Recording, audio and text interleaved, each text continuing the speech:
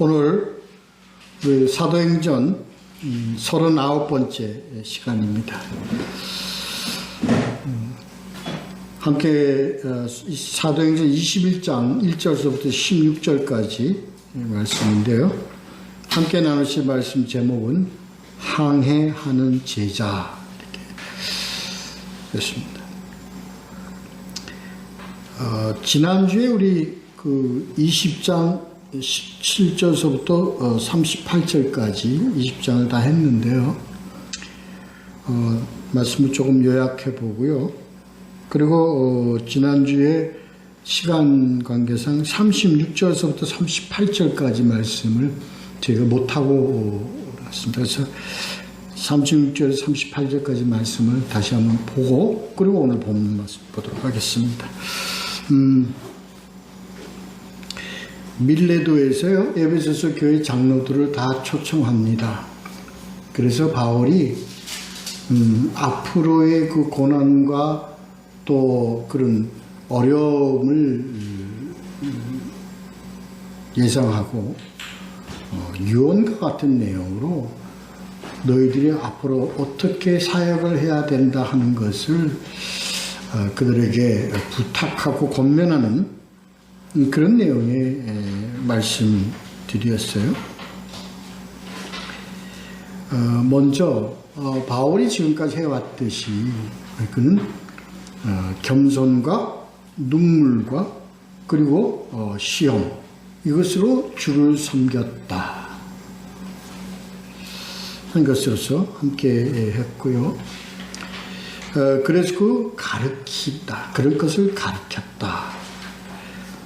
무엇을? 회개와 믿음이다. 이 회개와 믿음은 불가분의 관계다. 회개는 하나님께로 돌아오는 것이다. 하는 것을 가지고 우리가 말씀 나누었어요. 모든 사람의 피에 대하여 내가 깨끗하니라는 앞에서 얘기한 그 섬김과 가르침으로 회개와 믿음에 이르게 하도록 했다. 이것은 마치 파수꾼과 같다. 이 파수꾼이라는 것은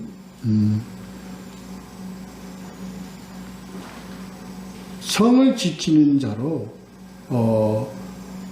대적이 몰려온 것 이러한 것들을 나팔을 불어 백성들에게 알리고 그들에게 경계하도록 하는 그런 역할을 하는 것이 파수꾼이다.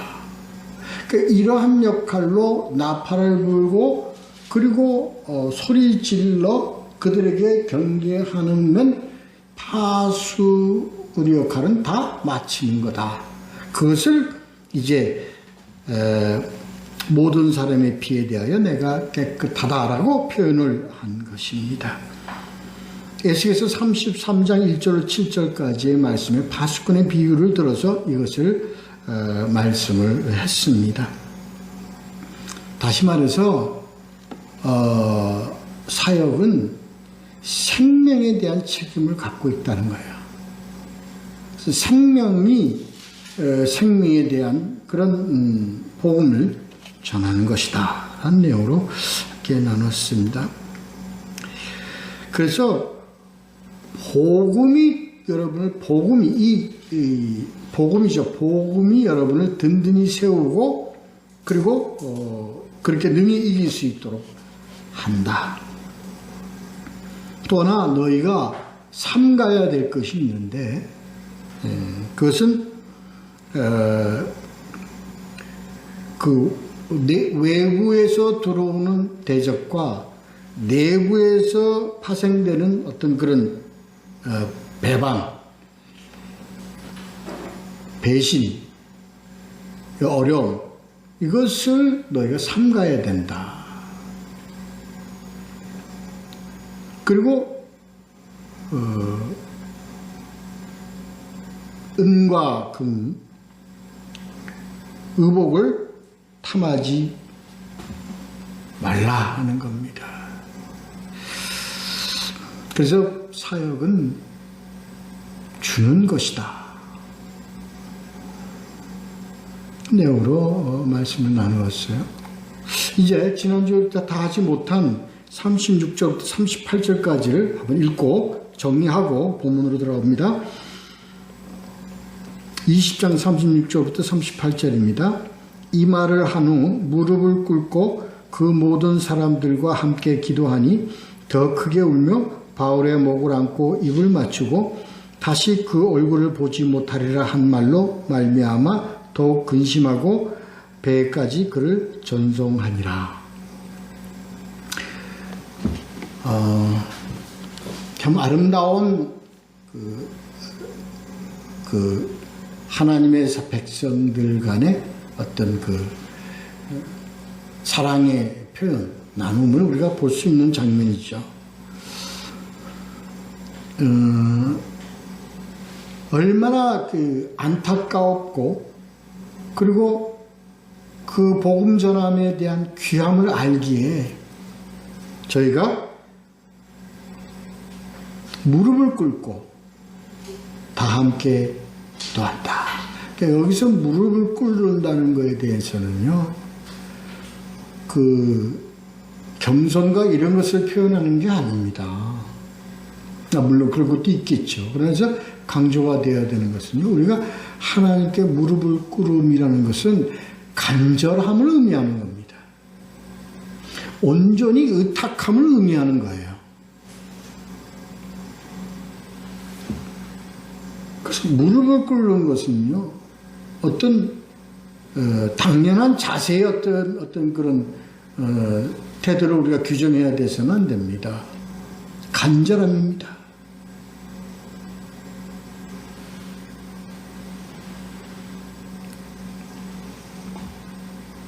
그리고 기도, 중보의 기도는 사랑과 간절함에서 나오는 거예요.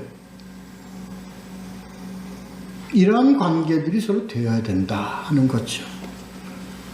다음에 목을 안고 입을 맞추고, 이 장면은요, 목을 안고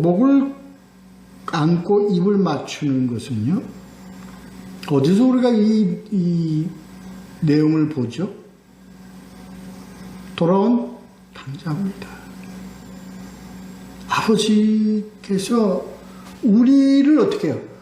돌아온 아버지께로 품으로 돌아오는 아들을 목을 안고 입을 맞추는 하나님 아버지와 같이, 하나님 아버지와 같이라는 건 하나님 아버지의 심정과 같이 우리 성도들은 서로를 껴안으라는 게 아니라 품어야 된다. 뭘로 품어야 돼요? 마음으로 서로 품어야 됩니다.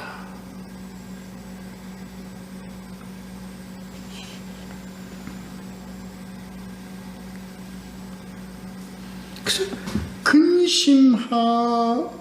근심하고 그걸 항상 전송하니라. 이건 컨서닝입니다. 자꾸 얘기를 하는 건데요. 우리는 떨어져 있어도, 멀리 서로 나누어져 있어도, 지역은 틀려도 우리는 왜 안타깝고 염려하고 근심하는 마음으로 그를 항상 우리가 관심을 가져야 된다.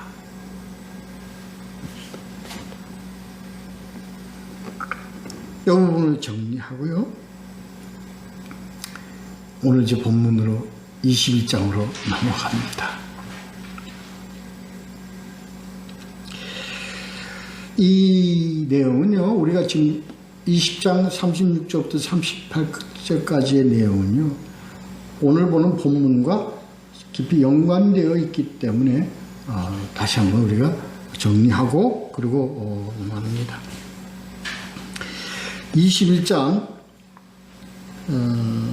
세 부분으로 나누면 1절부터 6절까지, 그리고 7절부터 11절까지, 그리고 12절부터 16절까지 이렇게 나눠서 생각을 해보도록 합니다.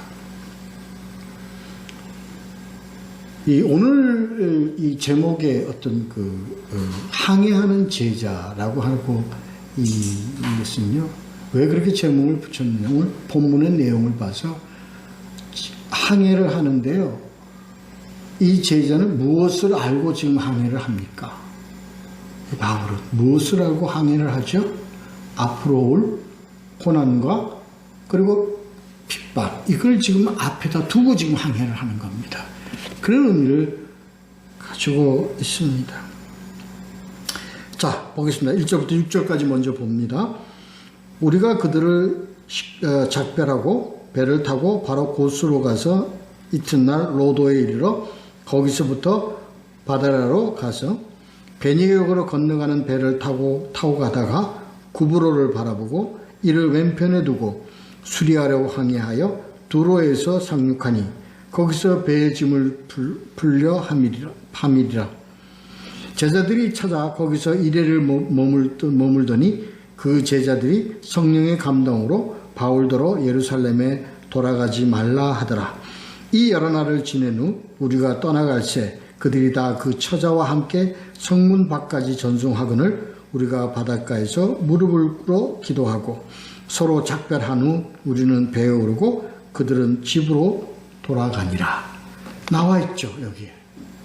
그러니까 항해를 하는데요, 하나는 앞에 핍박과 고난을 이제 앞에 두고 알고 지금 가는 항해입니다. 두 번째는 뭘 지금 품고 갑니까? 바로 이 만류하고 안타까워하고 근심하며 그리고 염려함으로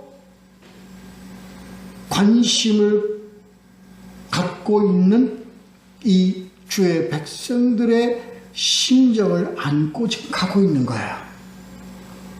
두 가지를 가지고 있습니다. 배를 타고 고수로 가서 로도에 이르러 바다레로 가서 베니게로 건너가는 배를 탄다. 이게 지금 항해입니다. 항해로 보아야 될 것입니다. 먼저 고수는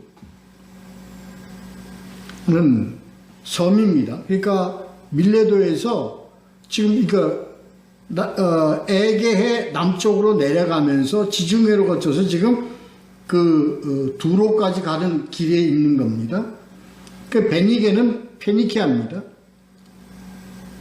그 고수 밑에는 그 고수를 지나서 그 다음에 어디로 갑니까?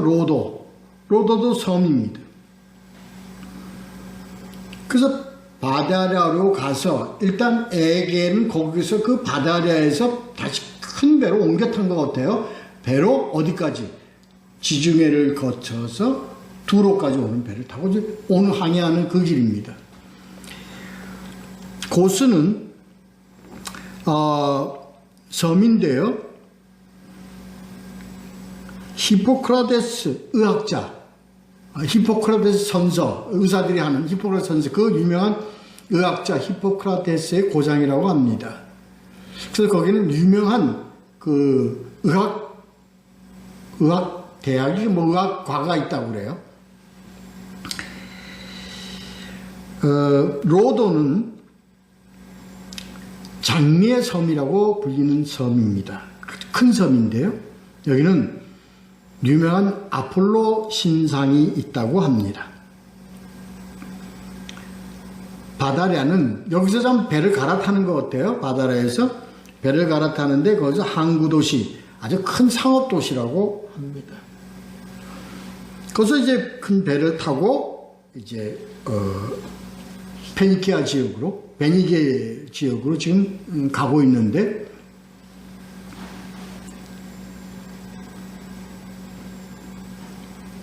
구브로, 우리가 이제 구브로는 1차 전도여행 때 우리가 봤죠. 키프로스 섬이요.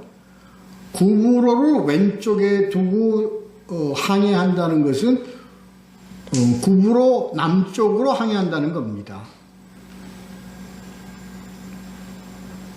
요거 각자 저희가 드린 지도를 보시면 밀레도에서부터 시작해서 이 밑으로 이렇게 쭉 내려가면 다 찾을 수 있는 지역들이니까 방향 위치는 그렇게 보시고 참고하시기 바랍니다. 그래서 이제 두로에 상륙한다. 그러니까 두로에서 상륙한 것은 아마 이 두로가 여기서 아마 이 짐들을 다 내리기 위해서 두로에 상륙을 한 것 같습니다. 여기서 짐을 꺼보면 3절에 보면 배의 짐을 풀려 함이라. 짐을 다 내리기 위해서 이 두로에서 정박을 하는데 얼마를 정박하냐면 1회 7일을 정박을 합니다. 그래서 두로에서 이 짐을 다 푸는 이 배를 다시 타야 되기 때문에 7일을 기다리면서 4절에 보면 이곳에 두로에 있는 제자들을 찾아가서 7일을 머물었다 이렇게 되어 있습니다. 근데 이 제자들도 성령의 감동으로 바울더러 예루살렘에 들어가지 말라 하더라. 이 성령의 감동으로 들어가지 말라고 하는 것은, 이 성령의 감동이라는 것은 바로 이때 당시에 많은 선지자들과 또는 그런 자들의 어떤 그 예언이나 뒤에도 나옵니다만 그러한 것에 의해서 이들도 거기에서 이제 아마 만류했다 이렇게 보는 것이 맞을 것 같습니다. 여기서도 다 함께 이런 내용이 나옵니다. 바닷가에서 무릎을 꿇어 기도하고, 여기 또 나오죠.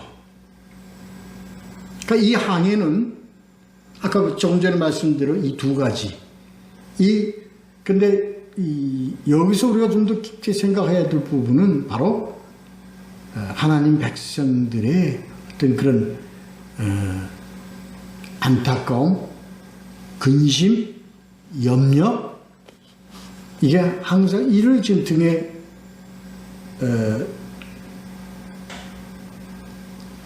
메고 지금 가고 있다 이렇게 우리가 보면 될 것 같습니다.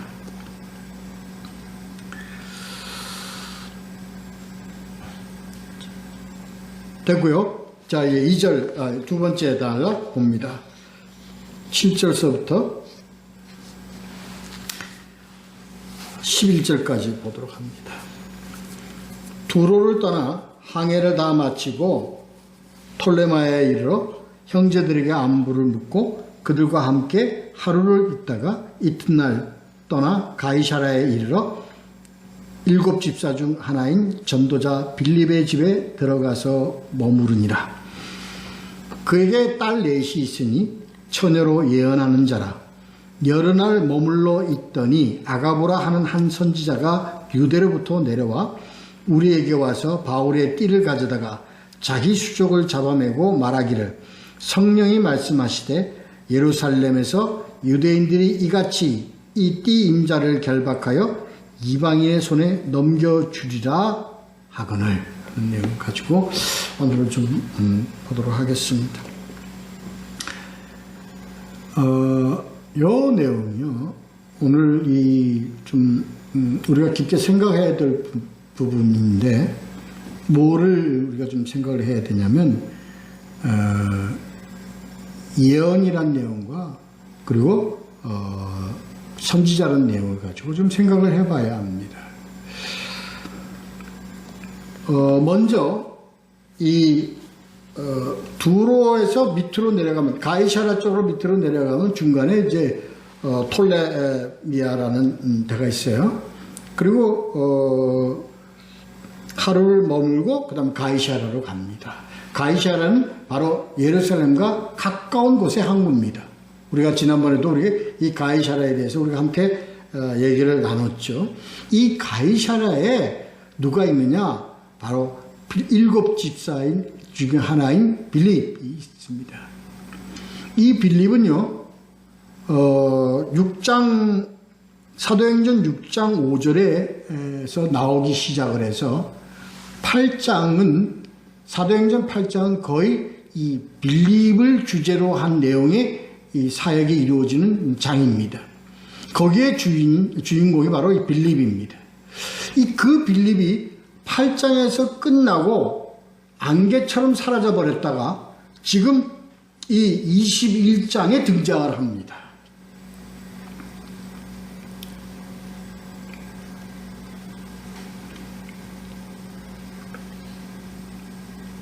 바로 사도행전 8장에서는 그 마술사 시몬과의 관계의 사건이 있었고요. 그리고 이디오피아 내시가 세례받는 데까지 조연하는 그런 빌립의 그 사역을 우리가 8장에서 보죠. 기억나시죠? 예. 그래서 거기에 가이사라까지 가서 거기에서 이렇게 예수를 전하였더라, 복음을 전하였더라 하는 걸로 끝이 납니다. 아마 그 후에 이 가이사라에 정착을 했던 것 같아요. 그와 바로 바울이 만남이 이루어지는 좀 감동적인 내용입니다. 그게 다 생략되었죠. 그리고 여기서 등장하는 것이 딸 넷입니다. 뭐 하는 딸 넷이냐? 처녀로 예언하는 딸들입니다. 그리고선 여기서 끝나버립니다. 그쵸? 이 딸 넷이 예언하는 딸 넷인데 무엇을 하였더라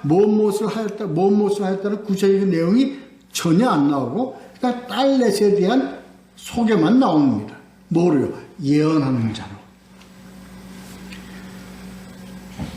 이 예언은요, 바로 이 여기서 예언하는 딸 넷이라고 하는 것은 빌립의 사역과 함께 이어받은 딸이라는 것을 우리에게 알려주는 내용입니다.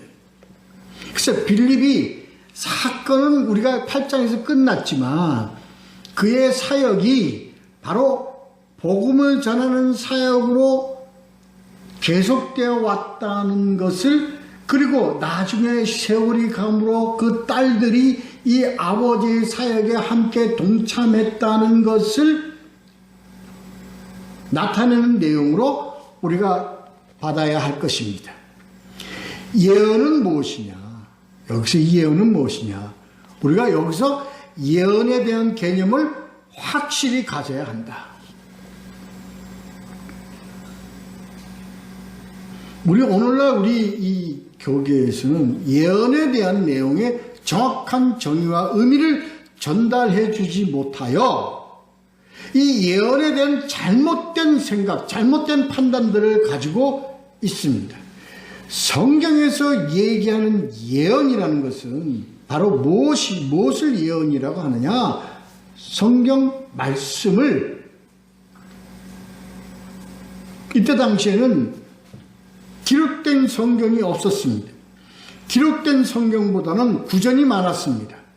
그리고 하나님께서 특별히 이 예언하는 자나 선지자들에게 뭐함으로? 알려주심으로, 성령이 알려주심으로 하나님의 말씀을 그대로 받아서 전하거나 가르치거나 하는 자들을 뭐라고 그러느냐? 예언자라고 합니다. 그러면 예언자와 그러면 선지자는 어떠한 차이가 있느냐? 그래서 그 뒤에는 또 누가 나옵니까? 바로 아가보라는 선지자가 등장을 하죠.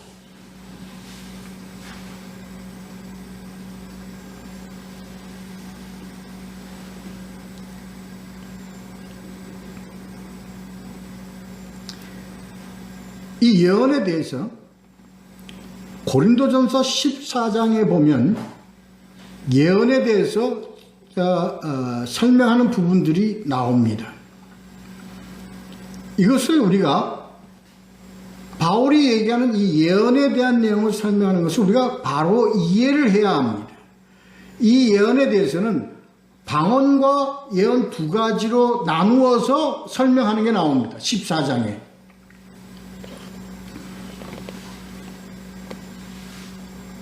방언은 무엇이고 예언은 무엇이냐라는 것에 대해서 설명하는 부분이 나옵니다. 방언은 하나님과 관계 속에서 나누는 언어의 내용입니다. 예언은요, 그것을 우리 사람들에게 전하는 것이 예언이다라고 분명히 기록되어 있습니다. 볼까요? 먼저 고린도전서 14장 1절에 보면 신령한 것들을 사모하되 특별히 뭐를 하려고 하라? 예언을 하려고 하라 한 내용이 나옵니다. 그만큼 이 예언은 아주 특별한 은사입니다. 이 은사는 뭐냐? 고린도전서 14장 3절에 사람에게 말하여 덕을 세우며 권면하며 위로하는 것이다. 무엇을?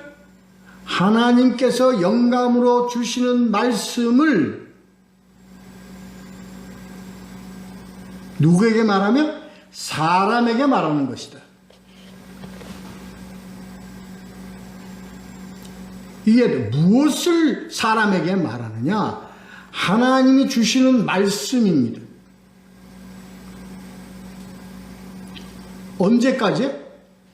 성경이 기록된 성경이 나올 때까지입니다. 그래서 기록된 성경 66권은 하나님의 뭐예요? 예언입니다.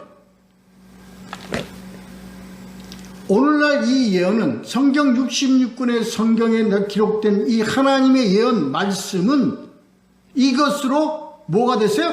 봉인됐어요. 그 봉인됐다는 얘기는 잠갔다는 얘기가 아니라 이걸로 완성됐다는 겁니다. 예언이. 이 예언, 이 주님이 주신 66권의 하나님의 예언에서 1획도 한 점도 가감하지 말라라고 되어 있습니다.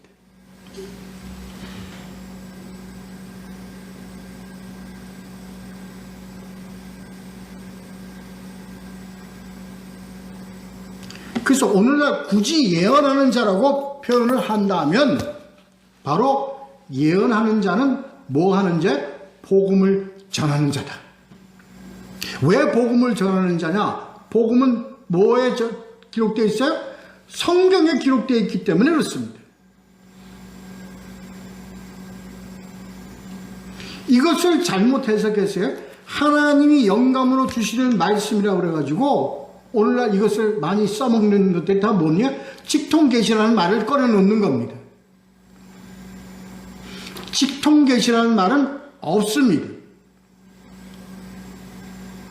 그래서 우리가 왜 지금 오늘날 우리 성경을 가리키는 걸 예언이라고 표현하느냐? 이 성경의 말씀을 성령의 도우심으로 바로 깨달아 전하는 것이기 때문에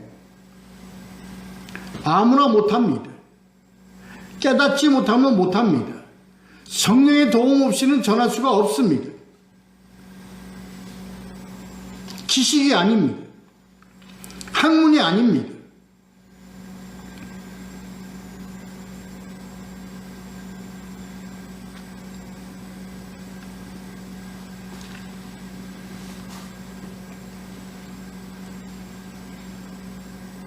왜 이렇게 하죠? 교회의 덕을 세우기 위해서입니다. 14장, 고린도전서 14장 4절에 왜 이렇게 하느냐? 덕을 세우기 위해서입니다.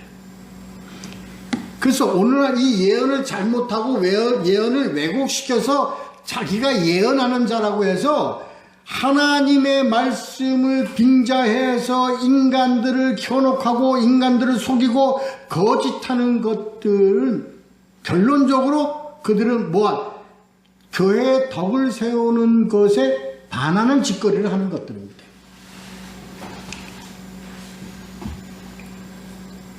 그래서 오늘날 예언한다고 거짓을 하는 자들이 대개 이 예언하는 짓을 어디서 하느냐? 뒤에서 합니다. 숨어서 합니다.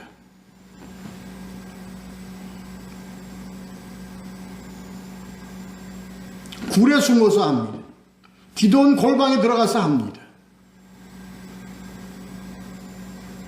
교회를 이간시키고 교회를 방해하고 대적하는 짓들을 하고 있는 겁니다. 우리가 이걸 분명히 알아야 됩니다. 우리 신앙에 있어서 아주 중요한 부분입니다. 그래서 구약시대나 이스라엘 이들이 하는 예언은 개인에게나 인간 개개인에 대한 예언을 한 것이 아니라 바로 하나님의 일, 하나님의 사건, 하나님에 대한 말씀을 하기 위해서 예언을 한 것이고 그 하나님께로부터 영감으로 받은 말씀들입니다. 이게 예언입니다.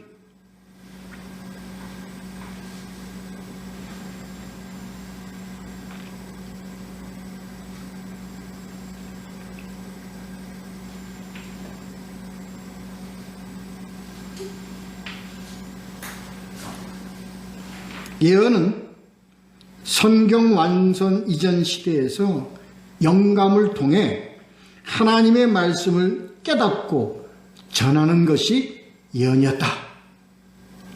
꼭 기억하시기 바랍니다. 그래서 빌립과 같은 은사입니다. 빌립과 같은 은사가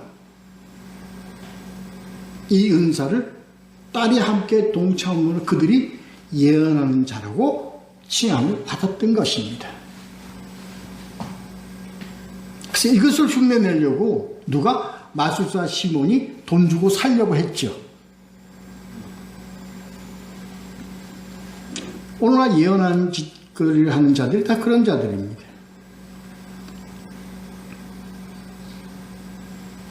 다음에 나오는요, 아가보로가 하는 한 선지자가 됐습니다. 그러면 예언하는 자가 뭐고 선지자는 뭐냐?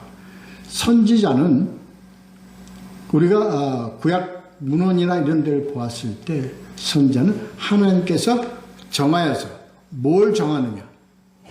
선포하는 것을 정하여 주는 자들입니다. 그래서 선지자들은요, 꼭 뭐가 있어요? 그들은 꼭 뭐 하는 임무를 맡았느냐, 사명을 맡았느냐? 선포하는 사명을 맡았습니다. 엘리야가 아합에게 가서 선포하는 하나님의 그 예언을 선포하고, 그래서 거기는 qualified, 정당화되어지고 공인되어졌다는 성격이 있습니다. 엘리야와 엘리사는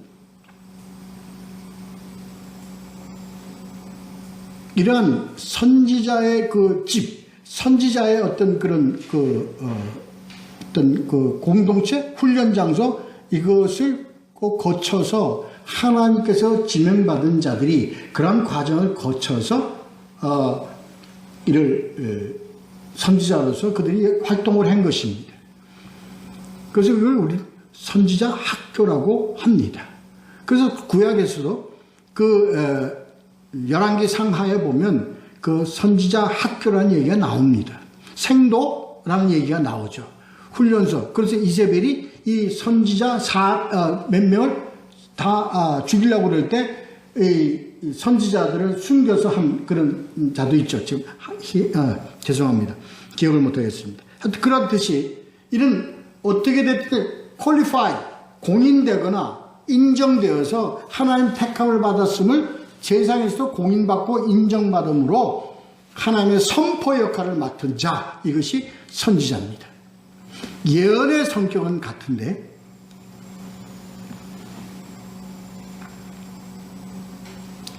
그렇게 우리가 정리를 하면 될 것 같습니다.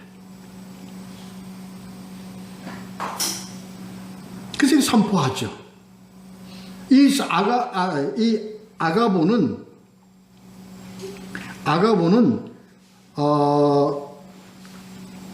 사도행전 11장 28절에 보면 아가보가 선지자로서 예루살렘, 이 유대에 흉년이 들 것을 예언합니다.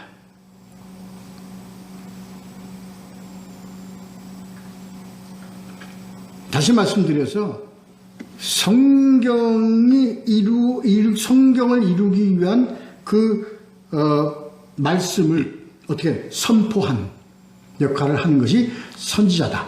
이 구분을 분명히 알아야 될 것입니다. 우리가 개인적으로 하나님의 말씀을 받아서 우리가 그걸 가르치고 할 수 있는 그러한 은사를 받은 것은 예언이고, 그걸 가르치는, 전하는 자는 예언하는 자. 다시 말해서 우리 그 빌립 앞에 붙은 별명처럼 뭐라고? 전도자라고 나와 있습니다. 복음 전하는 자고, 선지자는 그것을 전 세계 만방의 특정한 자들에게 선포하는 역할을 맡은 것을 선지자라고 그랬다. 그렇게 우리가 정리를 하면 좋겠습니다. 그렇게 유대 흉년이 들 것을 선포한 선지자 아가보가 유대로부터 내려와 그가 이제 바울에 대해서 선포를 하죠. 성경을 이루기 위한 선포입니다. 근데 어떻게 선포를 하면 좀 특이합니다. 엘리야날처럼 말로 이렇게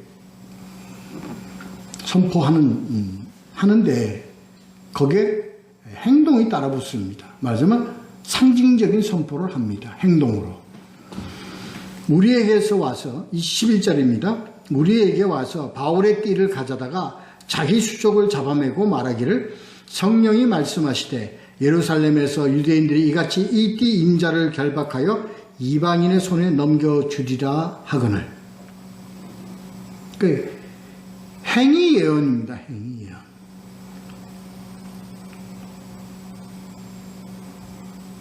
근데 이건 구약에서도 이런 내용들이 상당히 우리가 찾아볼 수 있습니다.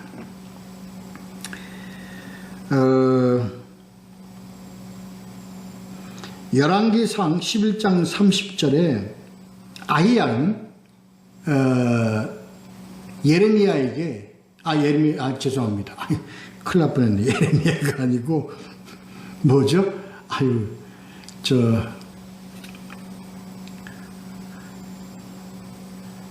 솔로몬 왕 이후에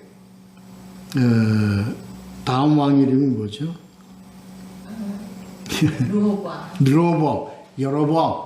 여로보암에게 자기 옷을 10조각을 찢어서 여로보암에게 10조각 옷을 줍니다.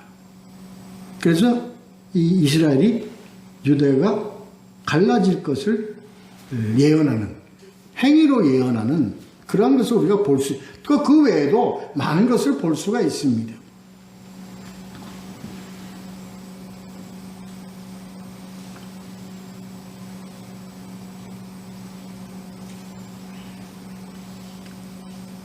이것을 이러한 것을 우리가 볼 수 있죠. 하여튼 그렇습니다.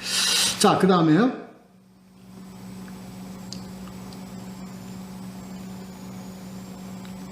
11절에 보면 성령이 말씀하시되 라고 되어 있습니다.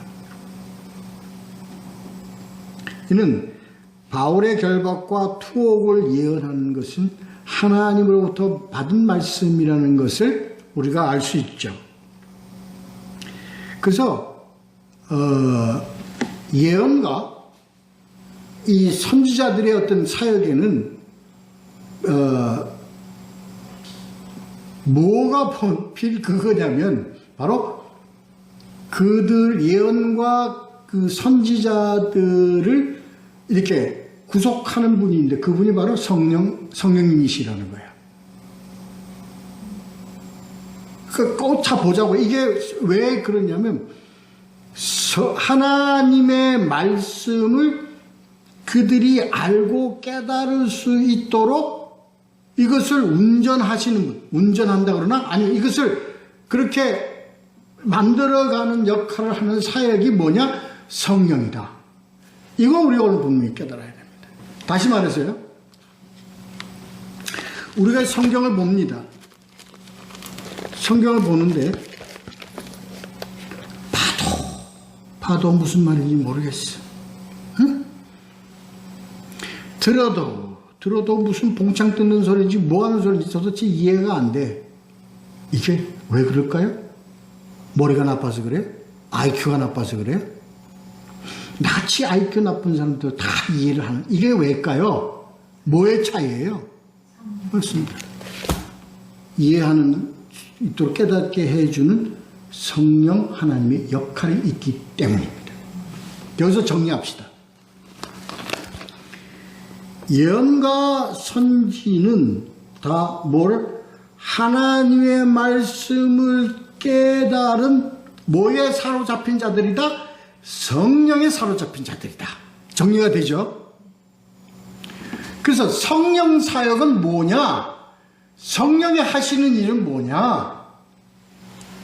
성경 66권의 말씀의 참된 의미와 뜻을 듣고 읽고 함으로 그 뜻을 완전히 깨닫고 그 말씀을 소유하고 나아가 그 말씀 안에 있는 만나를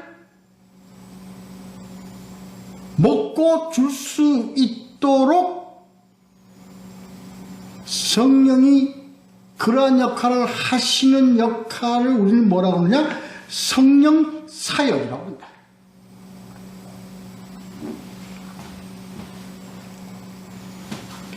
불 받아라 해갖고 불 받고, 넘어져라 해서 넘어지고, 웃어라 해서 웃고, 이게 성령이야. 이게 거짓이란 말이에요. 이게 돈 주고 사서 자기가 가지려고 하는 그런 거짓 성령 사역이란 말이에요. 우리가 분명히 알아야 되는 것은, 성령 사역이라는 것은 성경 66권의 말씀을 내가 듣고 보고 함으로써 완전히 그 말씀이 가지고 있는 의미와 그 말씀이 가지고 있는 양분을 내가 섭취할 수 있도록 역할을 해주시는 분이 바로 성령님이고, 그 성령님이 하시는 일을 성령 사역이라고 한다.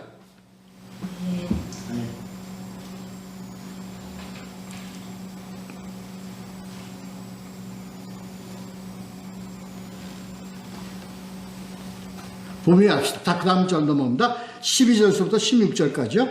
우리가 그 말을 듣고 그 집 사람들과 더불어 바울에게 예루살렘으로 올라가지 말라 고나니, 바울이 대답하되 여러분이 어찌하여 울어 내 마음을 상하게 하느냐? 나는 주 예수의 이름을 위하여 결박당할 뿐 아니라 예루살렘에서 죽을 것도 각오하였노라 하니, 그가 고난을 받지 아니하므로 우리가 주의 뜻대로 이루어지이다 하고 그쳤노라. 이 여러 날 후에 여정을 꾸려 예루살렘으로 올라갈새 가이사의 몇 제자가 함께 가며 한 오랜 제자 구브로 사람 나손을 데리고 가니, 이는 우리가 그의 집에 머물려 함이라. 자, 이 예언은요, 자, 가서 죽을 걸 예언해서 바울에게 얘기를 해요. 왜요? 겁먹으라고? 공포에 떨라고? 아니에요. 이것이 뭐가? 하나님의 정한 사역이라는 것을 알려주기 위한 거예요. 복음서에서 보면 예수 그리스도가 내가 유대인들에게 잡혀서 고난당하고 십자가에 죽고 그리고 사흘 만에 일어나야 하리라 한 것을 이미 그 전에 예수님에게 알려주셔요. 왜요? 겁먹으라고? 왜라고? 아니, 이 사역은 하나님이 정해준 사역이다.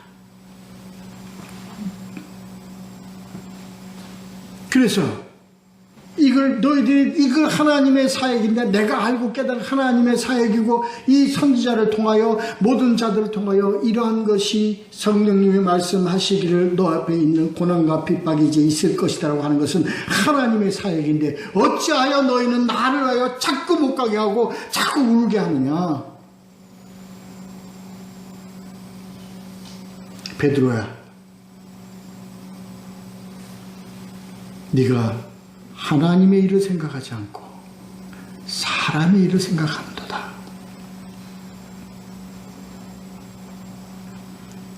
마태복음 16장 23절입니다. 아니야, 나는 가야 한다 하고 갑니다. 그래서 우리 백성들은 주의 뜻대로 이루어지다 하고 고백할 수밖에 없습니다.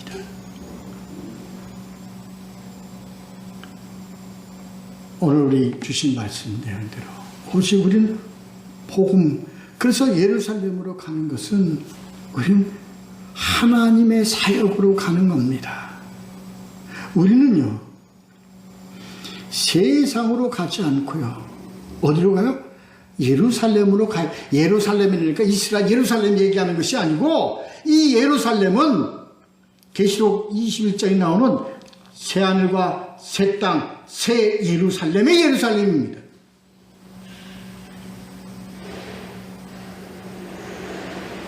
그 예루살렘으로 가는 우리들의 신앙의 어려움과 고난과 핍박, 능히 뭘로? 복음에 대한 판타스틱, 그 진리의 생명의 의와 희락과 기쁨으로 담대히 나아가는 우리 모두가 됩시다. 기도하겠습니다.